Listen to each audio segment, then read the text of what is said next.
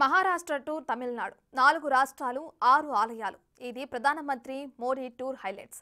ఈ పర్యటనపై విపక్షాలు విమర్శలు ఎక్కుపెట్టాయి. ఇంతకీ మోడీ ఆలయాల సందర్శన రాజకీయమా వేరే సంకల్పమా? Let's watch the story.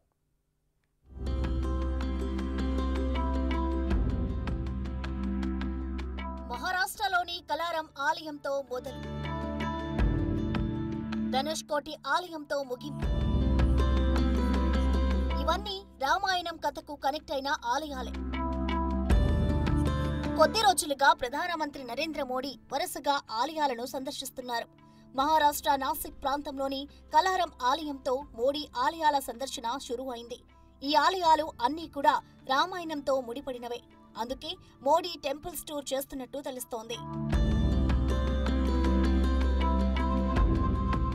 మహారాష్ట్రలోని కలారం ఆలయం నుంచి మొదలుకొని ధనుష్కోటి వరకు సాగనుంది. ఇప్పటికీ షెడ్యూల్ ప్రకారం అన్ని జరగ్గా ఆదివారం ధనుష్కోటితో పూర్తి. మోడీది పొలిటికల్ టూరా? అయోధ్యకు ప్రమోషనల్ పర్యటన. ఆలయాలకు మోడీ వెళ్లడం ఇదేమీ కొత్త కాదు. కానీ ప్రస్తుత టైమింగ్ పై ఎన్నో ప్రశ్నలు. మోడీ వరుస పెట్టి ఆలయాలను సందర్శించడం వెనుక ఇంకేమైనా కారణముందా అనే అనుమానాలు. ఓవైపు అయోధ్యలో బాలరాముడి ప్రాణప్రతిష్ఠకు సమయం దగ్గర పడుతుంటే మోడీ సౌత్ లోని ఆలయాలను దర్శించుకోవడం అందరినీ కాస్త ఆలోచనలో పడేస్తున్నాయి. అయోధ్య అంటే ఉత్తరాదికి చెందిన ప్రాంతం. రాముని జన్మభూమి అని తెలుసు. కానీ అక్కడ నిర్మిస్తున్న ఆలయం, దాని విశేషాలు మాత్రం దక్షిణాది రాష్ట్రాల ప్రజలకు పెద్దగా తెలియకపోవచ్చు. అయోధ్యతో దేశ ప్రజల్లో భక్తిభావం పెంపొందించేందుకే మోడీ సౌత్ లోని ఆలయాలను వరుసగా సందర్శిస్తున్నారా అనే ప్రశ్నలు కూడా వినిపించాయి. మహారాష్ట్రలోని కలారం ఆలయానికి ప్రత్యేక గుర్తింపు ఉంది. 14 ఏళ్ల వనవాసంలో సీతారాములు ఎక్కువగా ఇక్కడే అంటే పంచవటిలో గడిపినట్టు పురాణాలు చెబుతున్నాయి. అందుకే మోడీ తన పర్యటనని ఇక్కడి నుంచి స్టార్ట్ చేశారు. పంచవటిలోని రాముని విగ్రహం నల్లరాతితో చేసింది. ఈ ఆలయాన్ని 1700వ సంవత్సరంలో మొఘలులు ధ్వంసం చేశారు. తర్వాత మళ్లీ పునరుద్ధరించారు. ఈ ఆలయానికి కలారం అనే పేరు రావడానికి కొన్ని కారణాలు ఉన్నాయని చెబుతారు. కలారం అంటే కాలారు అని అర్థం. ఇక్కడ రాముడు కేవలం నిమిషన్నరలో 14,000 మందిని సంహరించాడని పురాణగాథ.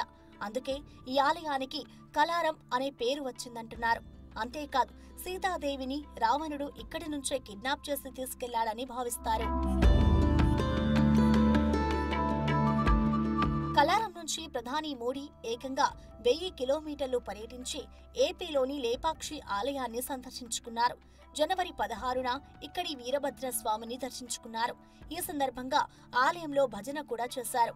జటాయు పక్షి రెక్కలను విరిచి రావణాసురుడు లేపాక్షిలోనే పడేశాడని పురాణాలు చెప్తాయి. సీతమ్మ జాడ వెతుక్కుంటూ వెళ్తున్న రాముడికి జటాయు కనిపించింది. జరిగిన ఘటన వివరించింది. రెక్కలు విరిగిన జటాయును చూసి రాముడు లేపాక్షి అన్నాడని, అందుకే ఈ క్షేత్రం లేపాక్షిగా ప్రసిద్ధి చెందిందని స్థానికుల విశ్వాసం. ఏపీ నుంచి ప్రధాని మోడీ నేరుగా కేరళ చేరుకున్నారు. త్రిశూర్ జిల్లాలోని గురువాయూర్ టెంపుల్ ను సందర్శించారు. శ్రీకృష్ణుని దర్శించుకున్న తర్వాత ఆలయ ప్రాంగణంలో నటుడు ఎంపీ సురేష్ గోపి కుమార్తె వివాహానికి హాజరయ్యారు. పూలదండలు అందించి వధూవరులను ఆశీర్వదించారు. అదే సమయంలో పెళ్లి చేసుకుంటున్న మరికొందరు జంటలకు కూడా శుభాకాంక్షలు తెలిపారు. హనుమంతుడు సీతాదేవిని కలుసుకుని తిరిగి వచ్చి రాముడిని కలిసిన చోటు గురువాయూర్గా చెప్తారు. ఆ తర్వాత మోడీ తమిళనాడులోని తిరుచిరాపల్లి శ్రీరంగనాథ స్వామి ఆలయంలో ప్రత్యేక పూజలు చేశారు. ఆలయంలోని ఏనుగు మోదీని ఆశీర్వదించింది. కాగా తిరుచిరాపల్లిలోని శ్రీరంగనాథ స్వామి ఆలయాన్ని సందర్శించిన తొలి ప్రధాని నరేంద్ర మోడీయే కావడం విశేషం. అక్కడి నుంచి మోడీ రామేశ్వరంలోని రామనాథ స్వామి ఆలయంలో ప్రత్యేక పూజలు చేశారు.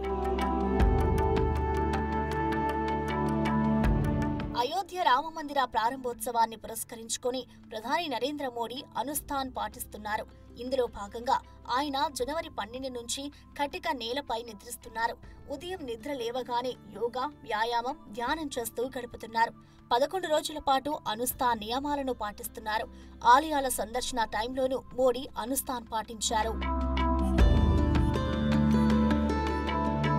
పురాణ గాథల ప్రకారం మోడీ పర్యటనల క్షేత్రాలన్నీ రామాయణంతోనే ముడిపడినవే. కానీ విపక్షాలు మాత్రం ఈ టూర్ వెనుక రాజకీయం ఉందనే అనుమానం వ్యక్తం చేస్తున్నాయి. ఎందుకంటే కలారం తప్పిస్తే మిగతా క్షేత్రాలు దక్షిణాది రాష్ట్రాల్లోనివే. బీజేపీ బలహీనంగా ఉంది. ఇప్పుడు దేశమంతా రామనామం మారుమోగుతోంది. ఈస్ట్ వెస్ట్ సౌత్ నార్త్ అని తేడా లేదు, అంతా రామమయం. ఈ సమయంలో మోడీ భక్తి పర్యటన రాజకీయంగానూ బీజేపీకి ఉపయోగపడుతుందనే వాదన వినిపిస్తోంది. దక్షిణాదిలో బాగా వేయాలని చూస్తున్న మోడీకి ఇదో అడ్వాంటేజ్ అంటున్నారు. పేరుకు రామాయణంతో ముడిపడి ఉన్న ఆలయాల సందర్శనం అని చెబుతున్నా పొలిటికల్ మైలేజ్ కోసమే అన్నది వారి వాదన.